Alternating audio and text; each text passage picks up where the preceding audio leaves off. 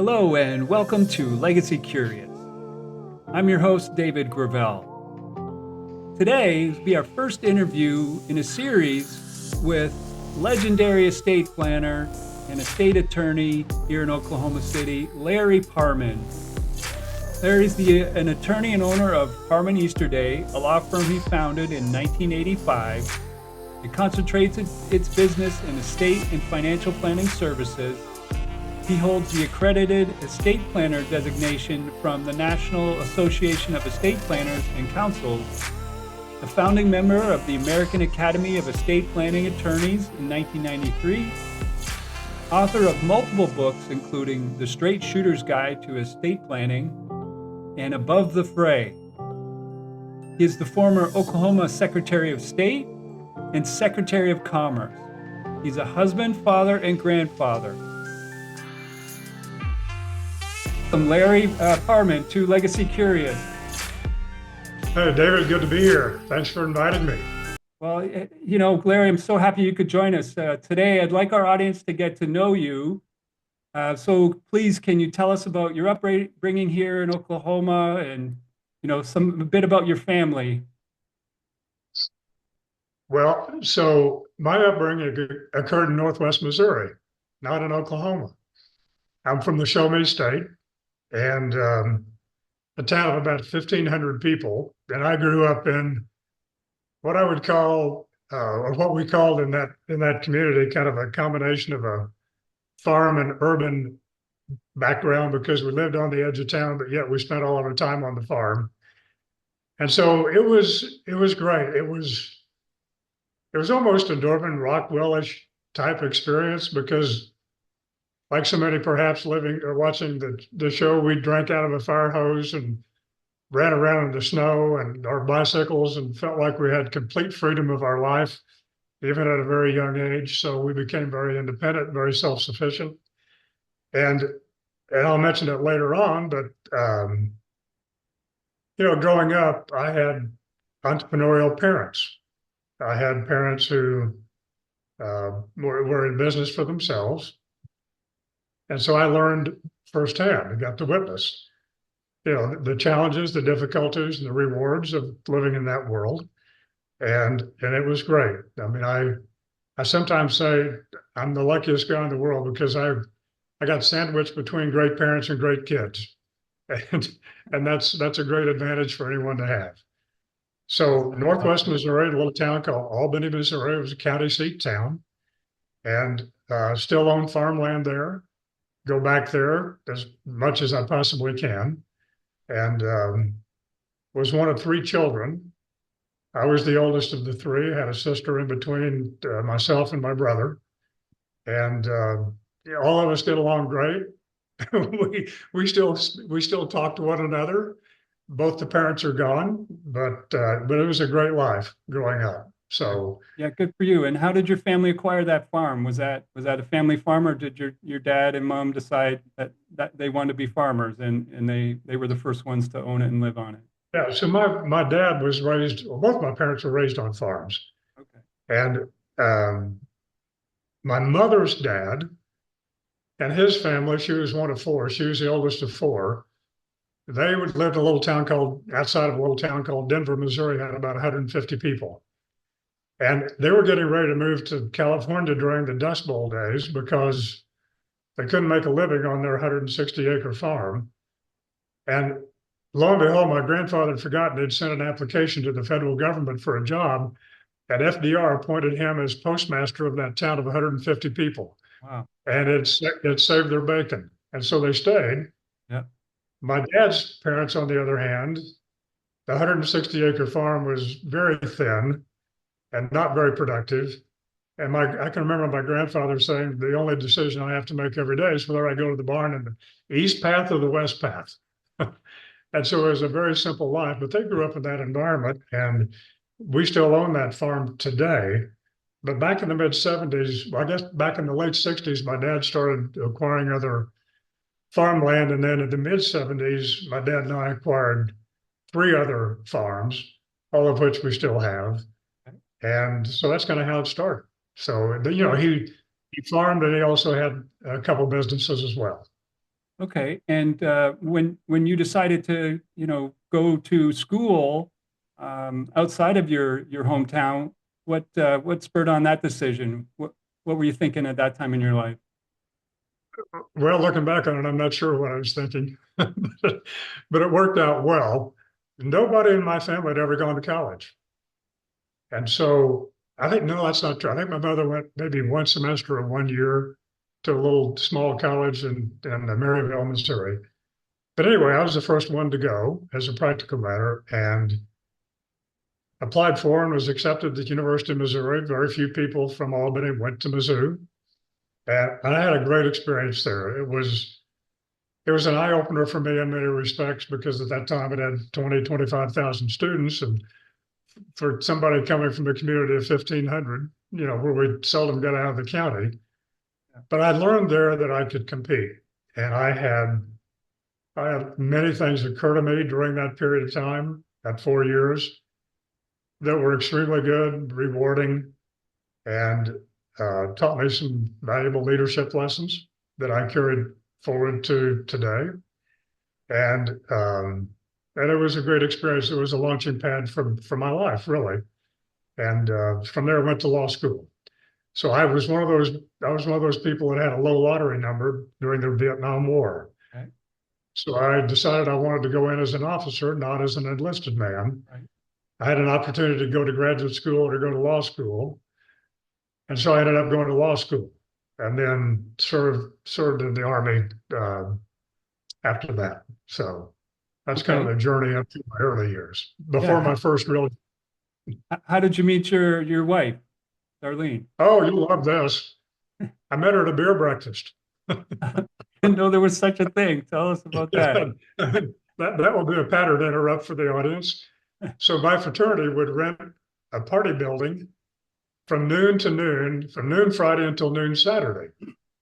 And we would have a party on Friday night, but we'd also have a party the next morning. And we would always invite a sorority, and we'd have we'd have leftover warm beer and donuts and a little band. And Sounds great. so lovely Darlene walked in the fraternity house, and it didn't take long for us both to realize that there was history in the making here. Oh, good for you. How So that long was have you good. been married, Larry? Well, I'll have to, you'll guess my age if I tell you. I'll put this, we've passed the half century mark. Oh, good for you. Congratulations for that. And, Thanks. and so tell us a bit about, some of the first jobs you had out of university. You graduated college, maybe. How'd you get to Oklahoma? Was that soon after that? Well, no, it was quite a while after that, in Okay. fact. So all I knew how to do was work every morning at 4:30 from the time I was about 8 or 9 years old until I graduated from high school. My mother would tap me on the shoulder at 4:45 and say it's time to go feed cattle. So I was an early riser, and in a fraternity house, early risers are not well thought of. Everybody liked to sleep in, nobody liked that 7:40 class except me. Yeah. In any event, I worked part-time at a bank, and that kind of led me to an interest in the banking world. So anyway, my first job ended up being at United Missouri Bank in Kansas City. And that occurred because my dad had introduced me to a gentleman named Byron Thompson, who worked at United Missouri, had a great reputation in his field in the investment world. And I just thought right then, this is a guy I need to work for. So when I was lucky enough to receive a job offer from him, I took it. And I spent about 8 years with United Missouri Bank and working for Byron. And it was a wonderful experience. And then along the way, a friend of mine and I were talking over our backyard fence as we were mowing a yard one Saturday morning. And he said, he was the CEO of a management consulting firm. Long story short, he said, I have two people I want you to meet, one of whom lives in Oklahoma City and one lives in Nashville, Tennessee. The gentleman that lived in Oklahoma City, actually Shawnee, Oklahoma, was Gene Rainbow. Okay. So Gene offered me a position to be president of his non-financial holding company. And I just saw that as an opportunity to broaden my business horizon, and I took advantage of it. So that was 1979, and we've been here ever since. Well, for full disclosure to our audience, Yeah.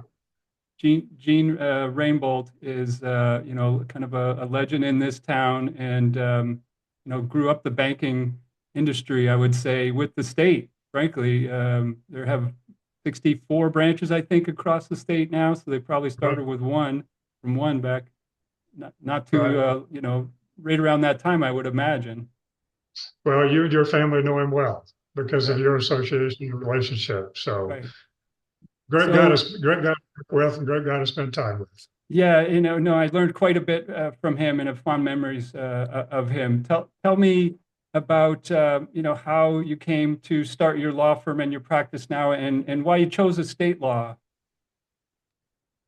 Well, so I'm going to cut through part of it just in the interest of time here. But when I was working with Gene, somewhere along the line, I had an entrepreneurial seizure. And an entrepreneurial seizure is when you wake up one morning and you say, you know what, I may be unemployable. I really feel a need to go out and do this myself. And so couldn't have come at a worse time because that was after Penn Square failed. And Oklahoma was entering into roughly a 10-year phase where things were not very good, particularly here in Oklahoma City. But I decided that it was time for me to do it my way and do it myself. And so I set up my law firm in the mid 80s and decided to practice in the estate planning field. I'd had some estate planning experience when I worked at the bank, working with people in the trust department and so forth.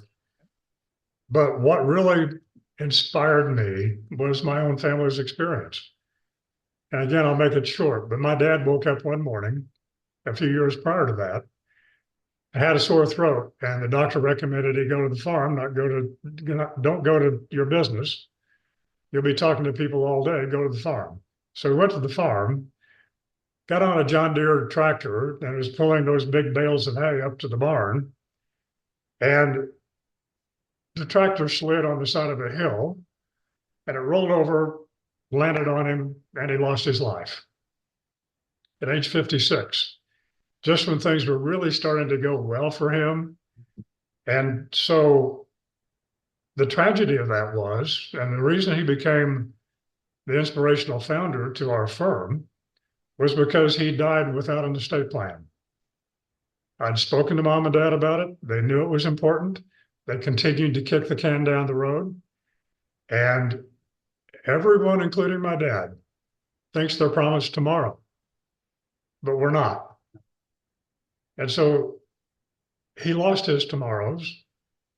And the price we paid, in addition to, far more important was the loss of the life. But the experience that we had to endure, the 2 years of probate and arguing with the IRS for 3 years, really had an impact on my heart and my soul and my mind. And I made a commitment at that point that if I could, I would stand in front of as many people as I could, or sit at their kitchen table and talk to them about how important it is to set up an estate plan, and let them be clear that this is a way you can create your future for you, yourself, and your children. But if you don't, then you're left to the vagaries of the system. And if you do nothing, you run a big chance of becoming a victim to that system. So that's what we did. That's the way we started. That's what we've always done ever since. We don't get outside the rails and do any kind of other legal work. We take care of estate planning needs for clients, elder law, and business related planning for business owners. And that's it. Well, great. Well, lastly, I want to thank you so much for your help and guidance with my own education of probate laws here in Oklahoma and how I can ensure my family avoids probate court. And I've read and loved your book, The Straight Shooter's Guide to Estate Planning, which is right here. And it's written, frankly, in a very easy to understand language about the pitfalls of probate, how to avoid them. I've attended your free seminar, and I'll ask you just talk a bit about that, if you will, about how people can just go to the seminars throughout the year and see you in person, the rest of your law firm, and learn more about, again, the pitfalls and how to avoid them. Yeah, I would encourage people to go on Amazon.com and get a copy of that book. If you're unfamiliar with estate planning or you've spent hours Googling and you're more confused after you spend the hours of Googling and researching, maybe that book would help clarify a few points. But I think it offers a pathway. We've always been strong believers in educating people about estate planning. In fact, I have to tell you a quick side story. When I first set up my practice, we decided that the way we were going to develop business was to offer seminars in the effort and pursuit of educating people. We actually had lawyers send letters to the Bar Association objecting to our efforts to educate people about estate planning. Right. It seems weird, doesn't it? So anyway, we've continued to offer programs, and we do it on a regular basis, once a month. Occasionally, we'll miss a month, but it's a non-threatening way for people to come and sit and listen to experiences that we've had through the years so that they can make their own well-educated, informed decisions about what's best for their family. We just want to be sure people don't go into this blindly. Right. And don't do it because Uncle Fred said to do it a certain way. Don't do it because the person at church said to do it a certain way. Investigate yourself. Right. Develop some comfort in your own pursuit of the knowledge. Become educated, and you'll make better decisions. Yeah, frankly, I think I'm in total agreement. And when it worked for me, I feel much more knowledgeable and prepared. My own estate and both my parents and my wife's parents are still alive. So that gives us hope that we're going to be able to navigate that successfully without having to go to court for years to fight those battles. And also, I'm going to put in the link in our description here. In the description, a link to your website, and that they can go and just sign up for those seminars, as well as potentially watch a recorded one if they're maybe out of the city area for that day and can't attend, but still want to get that information. Okay. Yeah, so that's www.parmanlaw.com. That's go. PARMAN law.com. One word, parmanlaw.com. And you can just follow the tabs and you'll quickly figure out where to go to sign up for programs, or you can sign up to watch the on-demand webinar as well. Well, thanks, Larry, for joining me today. I look forward to having you back to tell us more about estate planning, how to avoid probate, and successfully pass on our family's wealth to the next generation. And we'll look forward to seeing you next time. David, thank you. Have a great day. All right.